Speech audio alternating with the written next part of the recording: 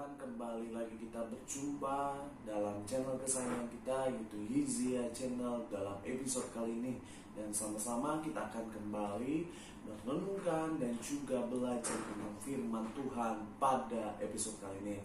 Oleh sebab itu, sebelumnya Bapak Ibu, dukung terus channel ini dengan cara subscribe, lalu like dan share video ini jika video ini memberkati Bapak Ibu. Oke, saya tunggu Tuhan Yesus memberkati kita semua. Haleluya. Bapak Ibu yang dikasihi Tuhan, bagaimana kabarnya? Doa saya agar Bapak Ibu selalu sehat, selalu kuat, selalu sukacita, dan dalam perlindungan Tuhan. Haleluya. Kembali kita berjumpa dalam channel kesayangan kita, yaitu Hizia Channel, dan dalam program Renungan Kristen pada episode kali ini. Dan sama-sama kita akan belajar firman Tuhan, kita akan renungkan firman Tuhan. Oleh sebab itu Bapak Ibu, dimanapun Bapak Ibu menyaksikan video ini, persiapkan hatimu, buka hati kita akan dengarkan firman Tuhan. Haleluya.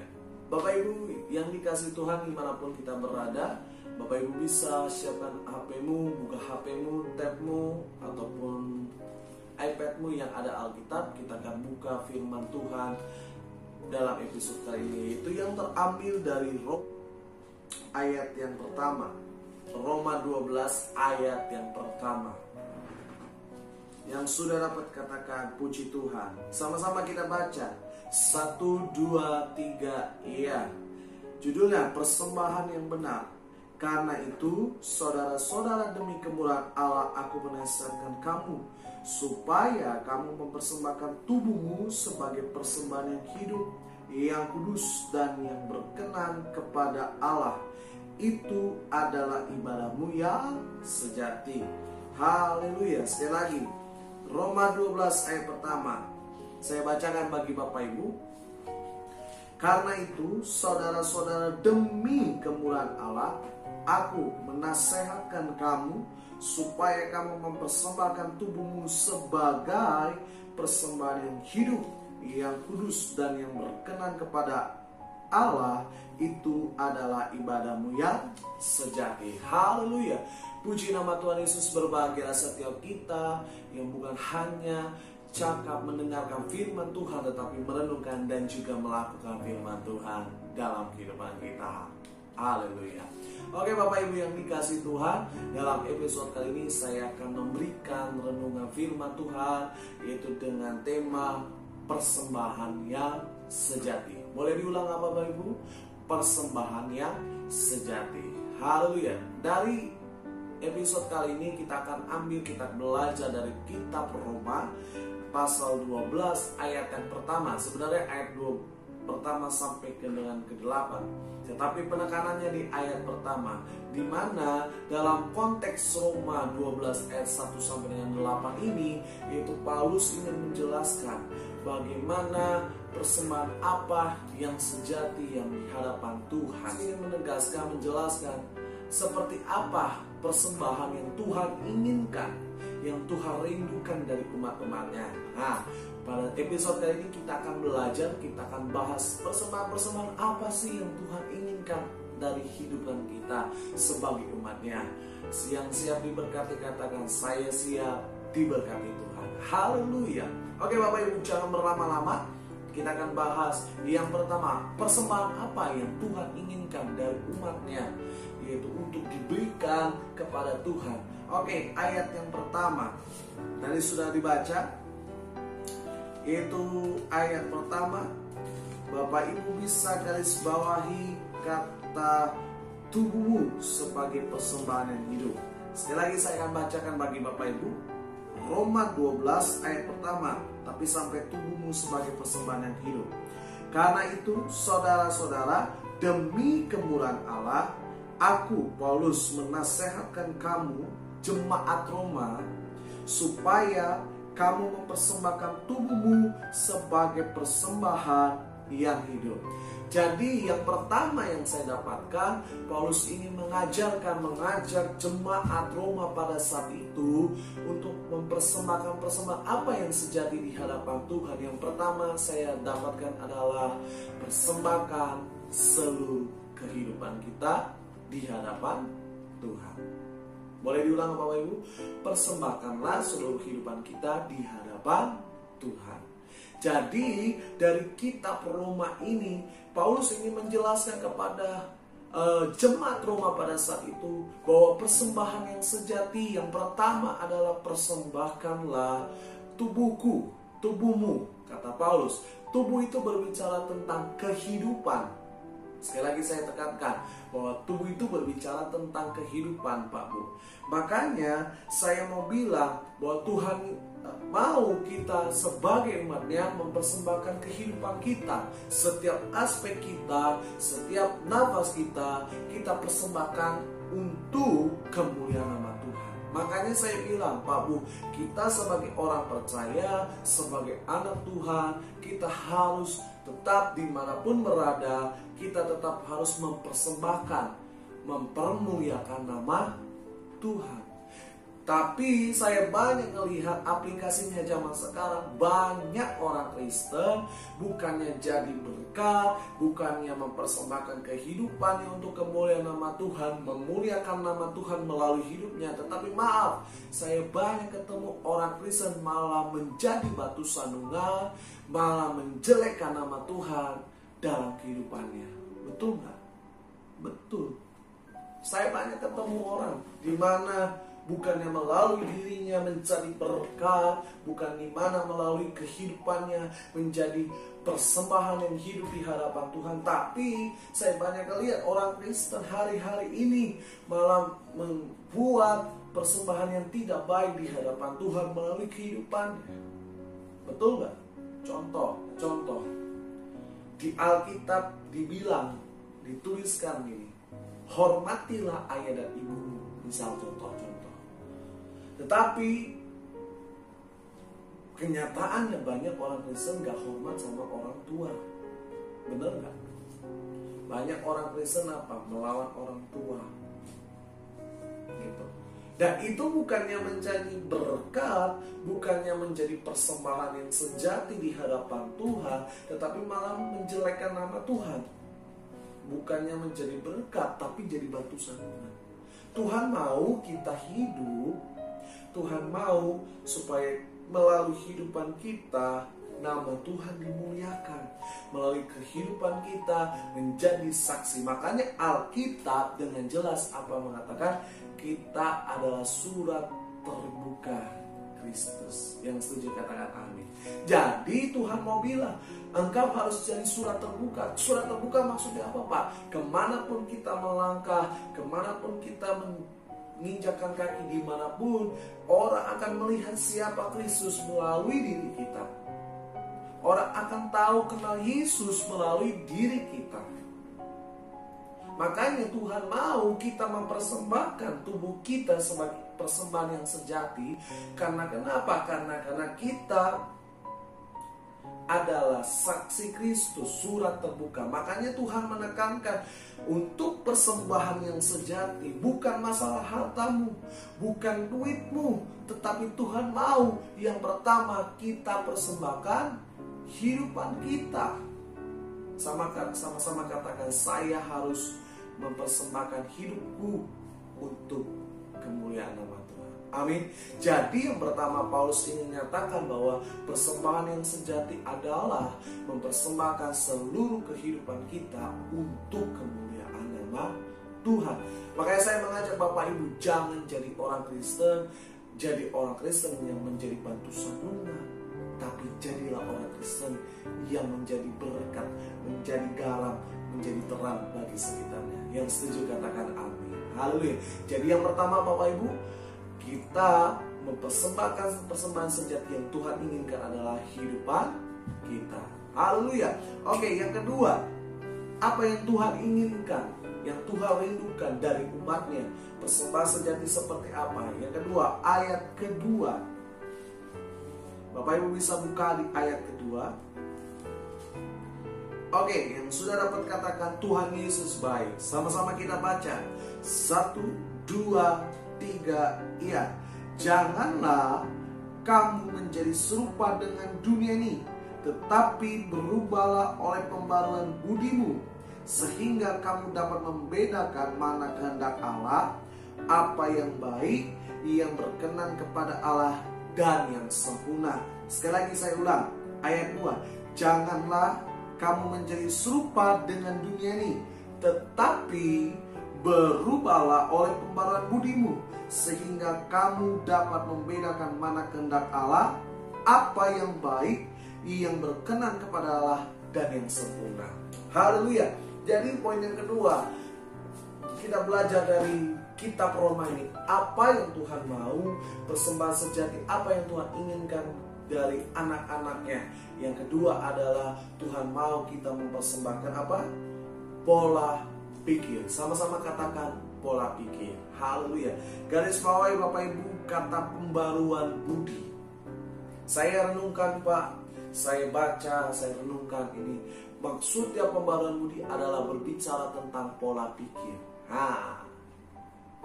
Berbicara tentang sudut pandang.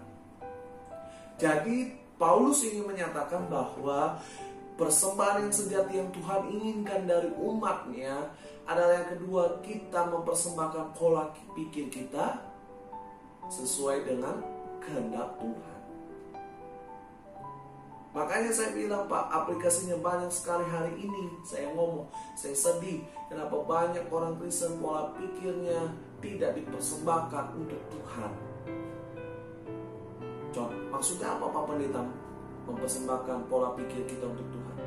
Alkitab dengan jelas katakan apa? Kalau kita mempersembahkan pola pikir kita, pembaruan budi kita, maka kata Alkitab apa? Pikirkanlah yang baik, pikirkanlah yang manis, pikirkan sedap yang didengar oleh telingamu, pikirkan perkara-perkara yang di atas. Itu Alkitab yang bilang Pak. Artinya Tuhan mau kita mempersembahkan pola pikir kita, sudut pandang kita, itu sesuai dengan sudut pandangnya Tuhan. Apa Pak Pendeta? Pikiran yang baik-baik, pikirkan yang positif, pikirkan yang manis didengar, pikirkan yang sesuai dengan firman Tuhan. Betul nggak? Tapi hari ini saya melihat orang Kristen bukan pikirannya yang baik, bukan pikiran yang sedap didengar, bukan pikiran yang sesuai dengan perkara yang di atas perkara surga, tapi maaf, malah memikirkan hal negatif, malah memikirkan hal-hal yang nggak benar. Betul nggak? Betul. Makanya Bapak Ibu bisa belajar bahwa pertobatan itu berasal dari akar kata metanoia Pak. Apa artinya? 100 perubahan pola pikir 180 derajat. Artinya berubah pola pikirnya. Jadi Tuhan mau yang kedua, engkau dan aku sebagai umatnya mempersembahkan pola pikirmu di hadapan Tuhan. Jadi aplikasinya gini Pak, kalau ada dalam kehidupan kita masalah, ada boleh datang dalam kehidupan kita, tapi Alkitab Tuhan mau melalui firman-Nya menegur, mengajar setiap kita. Ayo kita pikirkan yang baik, pikirkan yang sesuai firman, pikirkan yang menguatkan imanmu. Jangan engkau pikirkan maaf yang negatif. Kenapa? Kalau engkau pikirkan yang baik, engkau membuat imanmu bangkit, membuat imanmu berdiri, dan engkau membuat engkau optimis. Ketika engkau optimis, engkau bisa lihat ada mujizat di sana. Betul nggak?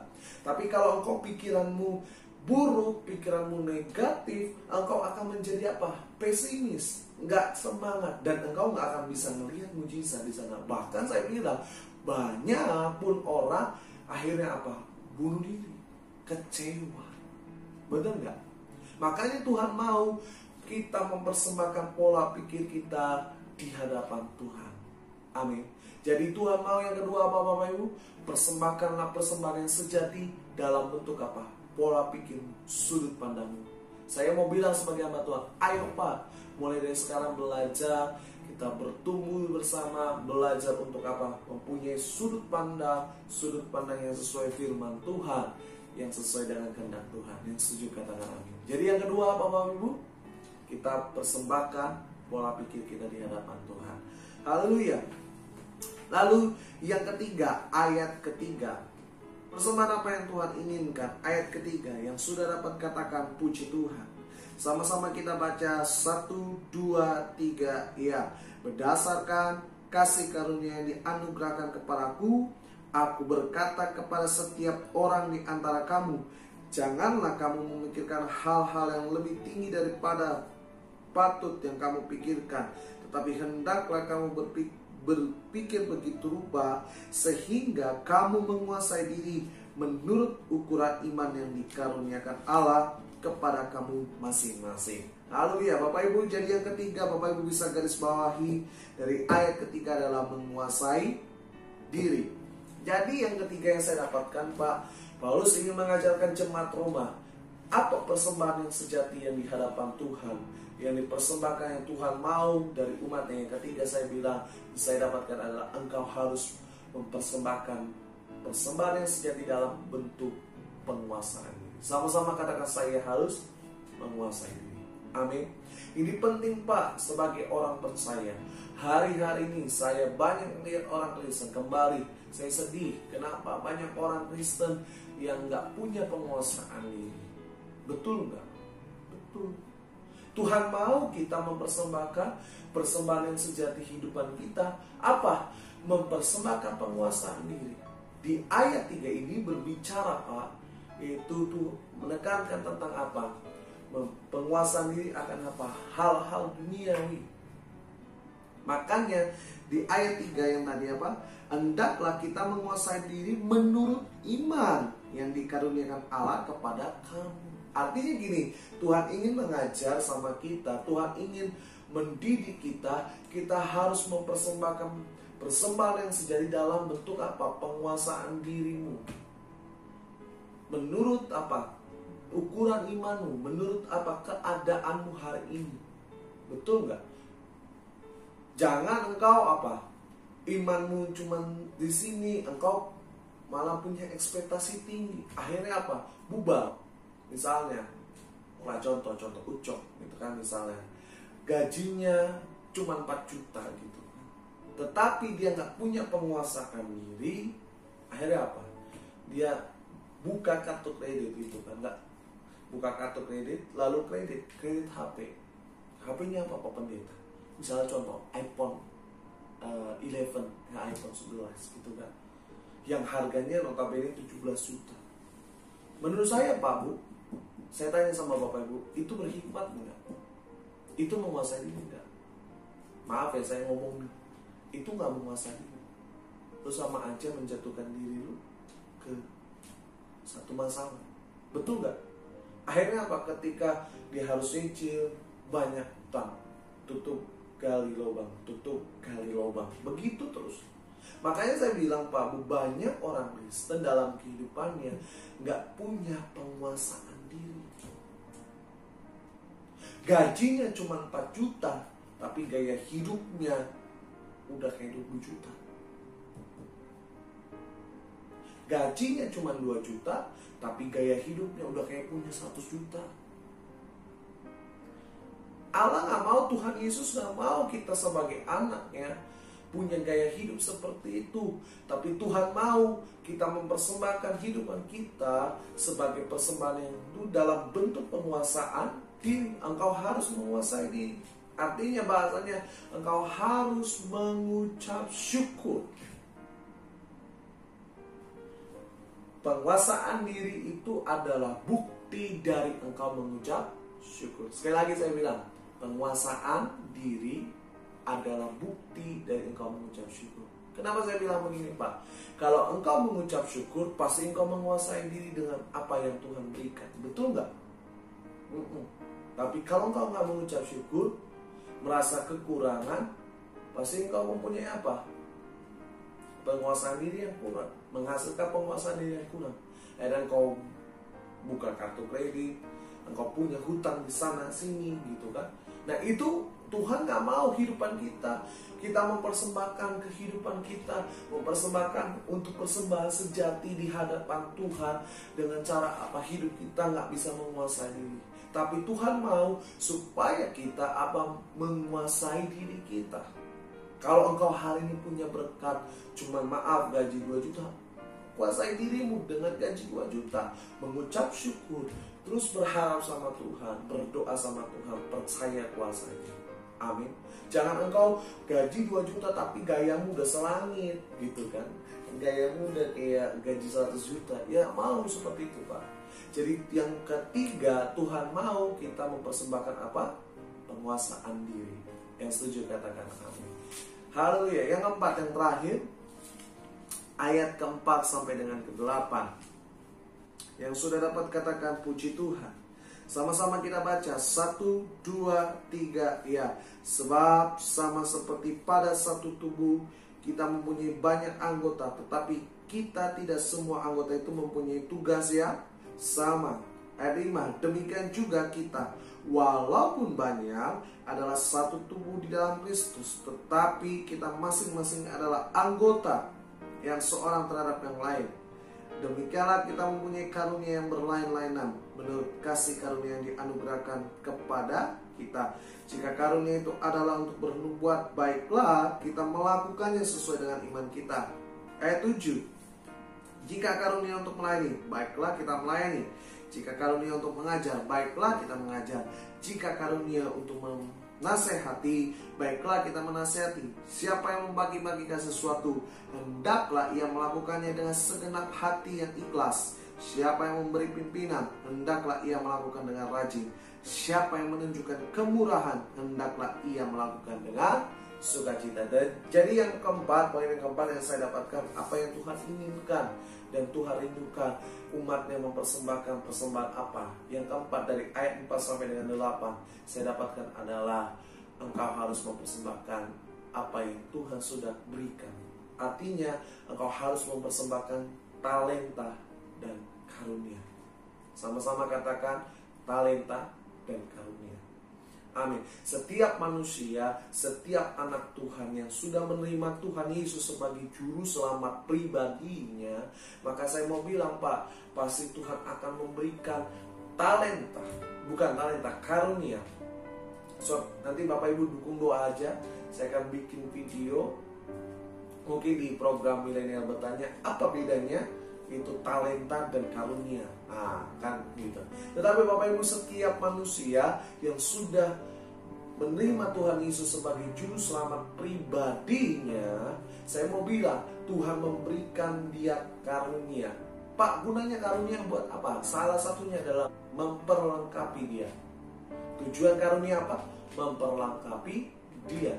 Jadi Tuhan mau Bapak Ibu, kita yang keempat mempersembahkan apa? Persembahan sejati dalam bentuk apa? Karunia dan talenta yang Tuhan berikan. Ada orang yang Tuhan kasih talenta dari kecilnya bisa nyanyi. Ada dengan suara yang bagus, indah, harmonis, nyanyi gitu. Tapi ada juga orang yang Tuhan kasih karunia bisa bernubuat. Ada orang yang Tuhan kasih talenta di waktu kecilnya sampai dewasanya bisa bermain musik. Dan saya mau bilang, semua talenta dan karunia yang Tuhan berikan kepada kita, Tuhan mau supaya kita persembahkan di hadapan Tuhan. Tuhan mau kita mempersembahkan seluruh talenta yang Tuhan berikan. Makanya saya bilang gini, kalau yang anak-anak muda, kalau engkau bisa nyanyi, ayo gunakan suaramu untuk memuliakan nama Tuhan. Betul gak? Kalau engkau bisa main musik, keyboard, drum, gitar, gunakan apa? Karuniamu untuk bermain musik memuliakan nama Tuhan. Dan saya mau bilang, itu menjadi persembahan yang harum, yang sejati di hadapan Tuhan. Artinya gini Pak, kalau Tuhan mempercayakan kita talenta, Tuhan mempercayakan kita karunia, dan kita gunakan, kita kelola untuk kemuliaan nama Tuhan. Artinya gini, kita menghargai talenta dan karunia Tuhan berikan. Amin. Tapi kalau Bapak Ibu nggak menggunakan talenta dan karuniamu, berarti engkau nggak menghargai talenta dan karunia yang Tuhan berikan. Makanya Yesus bilang di Alkitab apa? Memberikan contoh seorang yang memberikan apa? Ada yang 5 talenta, 3 talenta, bahkan yang cuma 1 talenta. Saya mau bilang yang 3-5 talenta mengembang biakan jadi 10, yang 3 talenta jadi 86. Tapi yang satu nggak mengembang-kembangkan. Makanya apa? Nyahlah hai kamu pembuat kejahatan. Artinya gini, Tuhan mau kita anak Tuhan sebagai hambanya mempersembahkan talenta dan karunia yang Tuhan berikan. Untuk apa? Kemuliaan nama Tuhan. Dan saya mau bilang itu menjadi persembahan yang hidup, yang harum dan yang sejati di hadapan Tuhan. Tuhan nggak perlu duitmu, Pak. Tuhan nggak butuh aset-asetmu. Tapi Tuhan mau Tuhan mau apa? Salah satunya talenta dan karunia kita untuk melayani. Amin. Saya puji Tuhan kesaksian penutup. Saya nggak pernah kepikiran untuk jadi saya melayani sebagai seorang pemimpin pujian juga. Saya nggak pernah kepikiran, Pak, untuk melayani sebagai pemimpin pujian. Gitu kan? Dari dulu saya nggak pernah berpikir. Tetapi satu kali Tuhan seperti memperlengkapi saya. Ya bahasanya karunia lah, mungkin karunia. Karunia untuk menjadi pemimpin pujian, gitu kan? Gak semua orang loh bisa jadi pemimpin pujian, tapi Tuhan percayakan saya menjadi karunia pemimpin pujian. Tuhan kasih hati seorang pemimpin pujian di hati saya. Lalu saya bagaimana, Pak? Bu, saya jujur, saya kembangkan karunia itu, saya kembangkan apa yang Tuhan percayakan.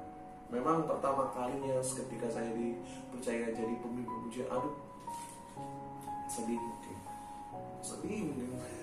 Kenapa? Wah, udah jelek parah-parah deh. Tetapi apa? Saya terus kembangkan, saya terus pertahankan, saya terus percayakan, kembangkan apa yang Tuhan percayakan. Saya belajar searching, belajar note, belajar lagu, flowing dan sebagainya. Akhirnya singkat cerita sampai hari ini Tuhan masih mempercayakan untuk hal-hal yang besar yang Tuhan inginkan atas kehidupan umat Tuhan. Dan saya mau bilang, saya percaya bahwa Pak, itu menjadi dupa yang harum, itu menjadi persembahan yang sejati. Tuhan gak butuh harta, Tuhan gak butuh kekayaanmu, Tuhan gak butuh asetmu. Yang Tuhan mau yang keempat, engkau dan aku mempersembahkan persembahan yang sejati dalam bentuk apa? Karunia dan talenta yang Tuhan. Amin. Saya nggak tahu karunia Bapak Ibu Bapak. Saya nggak tahu talenta yang Tuhan percayakan apa. Tapi saya mau bilang sebagai hamba Tuhan, kalau engkau dipercayakan talenta dan karuniamu, gunakan itu untuk melayani Tuhan. Gunakan itu untuk memuliakan nama Tuhan. Supaya apa? Talenta dan karuniamu menjadi persembahan yang sejati di hadapan Tuhan. Menjadi persembahan yang memuliakan nama Tuhan, yang harum berkenan di hadapan Tuhan. Jadi hari ini kita belajar persembahan sejati apa yang Tuhan inginkan. Yang pertama, Tuhan mau mempersembahkan apa? Seluruh kehidupan kita. Ayo Bapak Ibu, jadilah saksi Kristus. Jangan jadi batu satu. Yang kedua, Tuhan mau kita mempersembahkan apa? Pola pikir kita, sudut pandang kita. Makanya saya sebagai apa Tuhan bilang, ayo Bapak Ibu, berpikirlah sesuai dengan firman Tuhan. Berpikirlah positif. Jangan berpikir yang negatif, jangan berpikir yang pesimis. Tapi pikirkan perkara di atas perkara surga. Pikirkan apa? Perkara yang ajaib yang Tuhan berikan dalam hidup kita. Yang ketiga, Tuhan mau apa? Yaitu kita memberikan persembahan yang sejati dalam apa? Bentuk penguasaan diri. Kalau engkau hari ini dikasih berkat, terimalah itu, syukuri itu, dan engkau kelola itu. Jangan engkau apa? Melebihi ekspektasi kehidupan. Dan yang terakhir, Tuhan mau kita mempersembahkan apa? Kita mempersembahkan talenta dan karunia yang Tuhan berikan. Doa saya Bapak Ibu, kiranya kita bisa menjadi pelaku firman Tuhan. Kiranya kita bisa mempersembahkan persembahan yang sejati di hadapan Tuhan, yang memuliakan nama Tuhan dalam kehidupan kita. Haleluya. Amin. Puji nama Tuhan Yesus. Bapak Ibu yang dikasih Tuhan, kita telah mendengar kebenaran firman Tuhan. Bersama-sama kita akan sama-sama doa syafaat. Kita akan doa penutup. Bagi Bapak Ibu yang punya kerinduan, punya masalah, taruh tangan kananmu di dada. Bersama-sama yang punya sakit juga taruh tangan kananmu di dada. Kita akan berdoa pada episode kali ini. Rendahkan hatimu, tundukkan kepalamu, kita bersatu dalam doa. Bapa yang baik, Bapa yang mengasihi setiap kami mengucap syukur buat akan setiap kasih kebaikan-Mu. Kami berterima kasih dalam episode ini Tuhan. Kami Tuhan izinkan untuk belajar firman-Mu. Biar setiap firman Tuhan yang telah ditaburkan tertanam berakar bertumbuh dalam kehidupan kami, sehingga kami menjadi pelaku-pelaku firman-Mu Bapa. Terima kasih Tuhan Yesus. Pada episode kali ini Tuhan, kami akan berdoa syafaat bagi umat-Mu yang menaruh tangan kanannya di dada, yang mempunyai masalah, yang mempunyai pergumulan Tuhan. Hamba tidak tahu apa yang menjadi pergumulan mereka, tapi hamba berdoa dalam nama Tuhan Yesus, kiranya kemurahan-Mu, belas kasihan-Mu tercurah atas umat-Mu Tuhan. Angkat setiap beban mereka, angkat setiap masalah mereka, gantikan masalah mereka dengan sukacita di surga. Tuhan, berikan kemenangan atas kehidupan mereka. Terima kasih Bapa yang baik, berikan jalan keluar atas kehidupan mereka. Kami percaya kemenangan Tuhan berikan atas umat-Mu. Lalu bagi Bapak Ibu yang menaruh tangannya di kanan di dada, yang mengalami sakit penyakit, hamba tidak tahu apa yang menjadi kelemahan tubuh mereka, hamba tidak tahu apa yang menjadi apa yang mereka alami, tapi hamba percaya, hamba yakin bahwa Engkau Tuhan Jehovah Rafa, Engkau Allah penyembuh kami. Maka hamba doa di dalam nama Yesus, angkat segala beban mereka, angkat segala kelemahan tubuh mereka. Kami minta darah Yesus mengalir dari ujung kepala sampai telapak kaki mereka, membasuhi, melawat setiap kehidupan mereka. Angkat setiap penyakit mereka, angkat setiap kelemahan tubuh mereka, gantikan dengan kesehatan, dengan tubuh yang baru. Terima kasih Bapa. Maka pada kesempatan yang ini juga kami berdoa buat bangsa negara yang kami kasih, bangsa Indonesia. Memberkati pemerintah dari atas sampai ke bawah. Pemimpin Tuhan, berikan roh hikmat, takut akan Tuhan, kebijaksanaan agar memimpin bangsa ini sesuai dengan kehendak-Mu. Terima kasih Tuhan Yesus. Berkati bangsa ini, berikan Shalom Tuhan, damai sejahtera Allah turun atas bangsa ini. Kami doa agar bangsa ini juga dibebaskan, disembuhkan dari virus corona, dilakukan dalam nama Yesus. Terima kasih Tuhan. Inilah setiap doa kami serahkan sekali lagi. Siapapun yang menyaksikan video ini, Tuhan berkati dimanapun mereka berada, melangkah dalam berjaga dalam perlindungan-Mu. Terima kasih Tuhan, kami serahkan setiap kehidupan kami, aktivitas kami kepada-Mu. Akhirnya kami kembalikan segala pujian, syukur, hormat, kemuliaan hanya bagi nama Tuhan Yesus. Di dalam nama Tuhan Yesus kami sudah berdoa dan mengucap syukur. Yang bersyukur buat kebaikan Tuhan, bersama-sama kita katakan amin. Haleluya. Bapak Ibu, kita telah berdoa bersama, kita telah baca firman Tuhan, renungkan firman. Pesan saya Bapak Ibu, jangan takut, jangan khawatir, sebab Tuhan menyertai kita. Sampai jumpa dalam video-video selanjutnya di channel ini yang akan terus memberkati Bapak Ibu, dan Tuhan Yesus memberkati kita semua. Shalom.